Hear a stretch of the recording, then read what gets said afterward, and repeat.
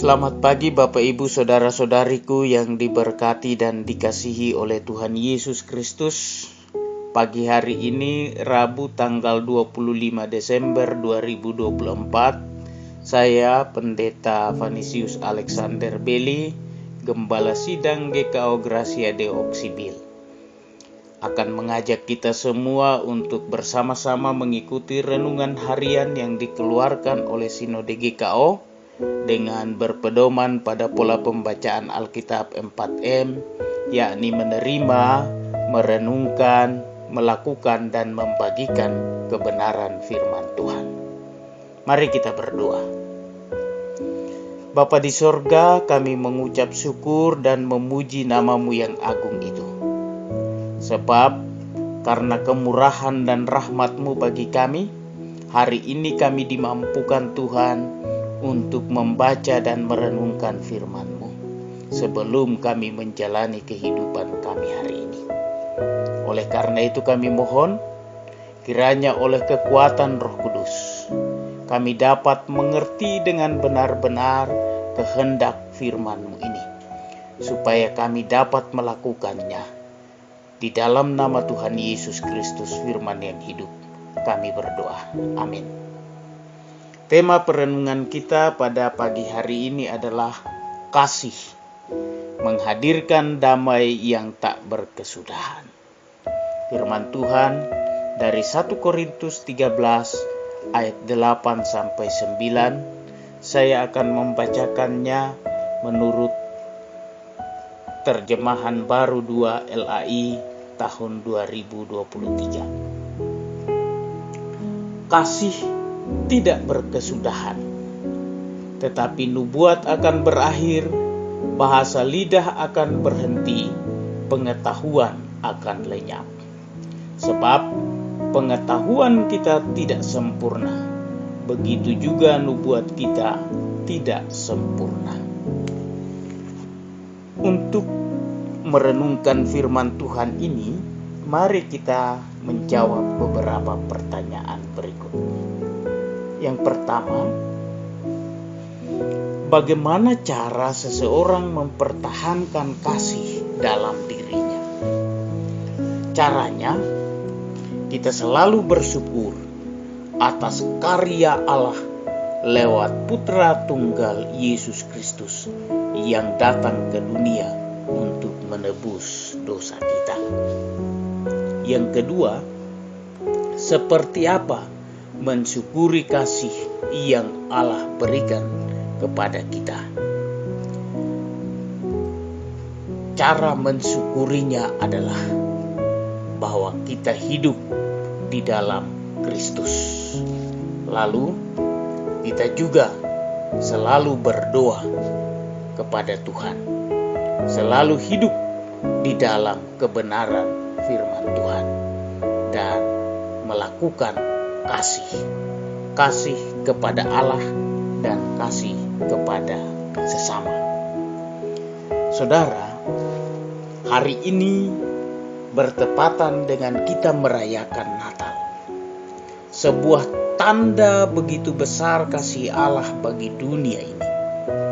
Maka seraya mensyukuri momen Natal hari ini, kita akan melihat makna kasih dalam kaitannya dengan apa yang Paulus sampaikan lewat bacaan kita hari ini. Kata kunci yang Paulus ungkapkan dalam 2 ayat ini adalah kasih tidak mengenal batas dan kasih tidak sebanding dengan pengetahuan. Bicara kasih tidak mengenal batas, tentu kita selalu bersyukur atas karya Allah lewat Putra Tunggalnya Yesus Kristus yang hadir demi menebus dosa kita. Maka landasan yang sama digunakan Paulus untuk menghadirkan makna kasih itu kepada jemaat Korintus. Kita kerap membedakan antara pengetahuan dan iman. Ada orang-orang yang lebih mengedepankan iman. Ada pula orang yang lebih mengedepankan ilmu pengetahuan. Paulus dalam seruannya menyatakan bahwa dua hal ini sepatutnya berjalan beriringan. Tetapi perlu diingat bahwa kasih sifatnya kekal, sementara ilmu pengetahuan akan selalu bergerak. Bukan berarti kita harus meninggalkan ilmu pengetahuan, melainkan dalam perkembangan zaman, sebagai orang beriman, kita harus berpegang teguh pada kasih. Allah begitu mengasihi kita, sekalipun begitu sering kita jatuh dalam dosa.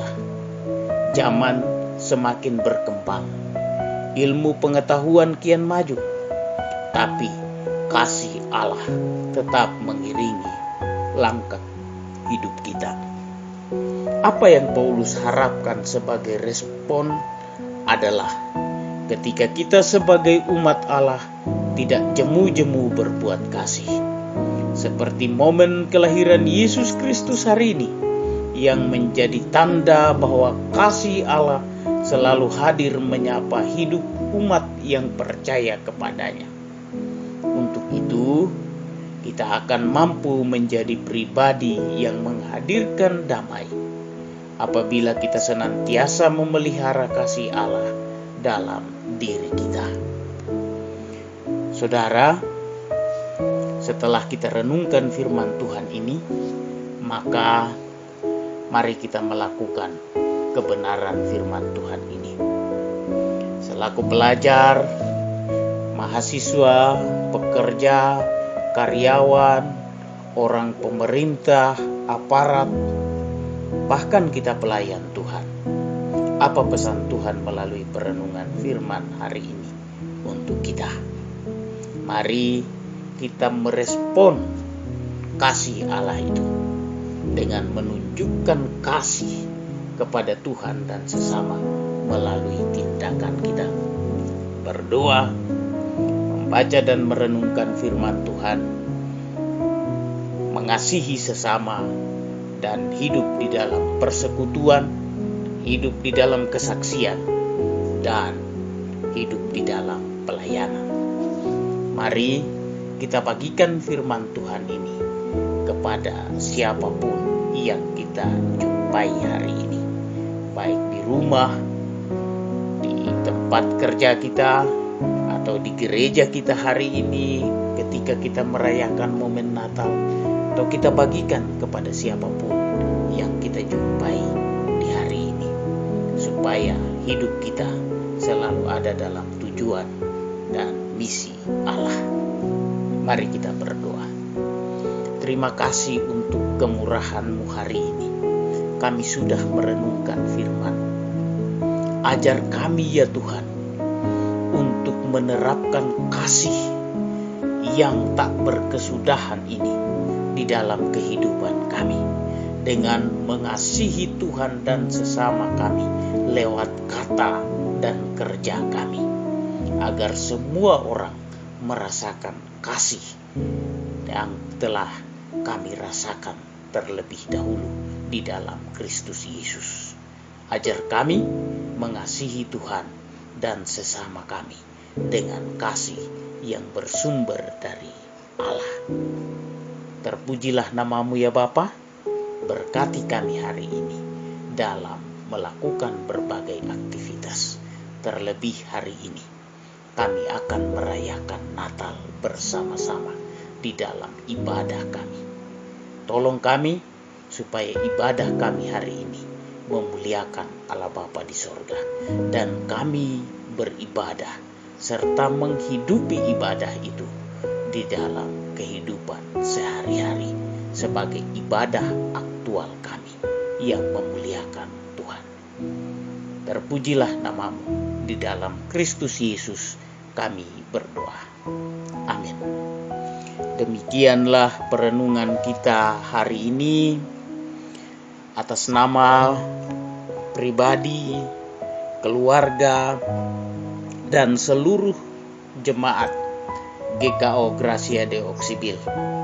Saya mengucapkan selamat Hari Natal tahun 2024. dan selamat menyongsong tahun baru 1 Januari 2025. Salam sehat untuk kita semua.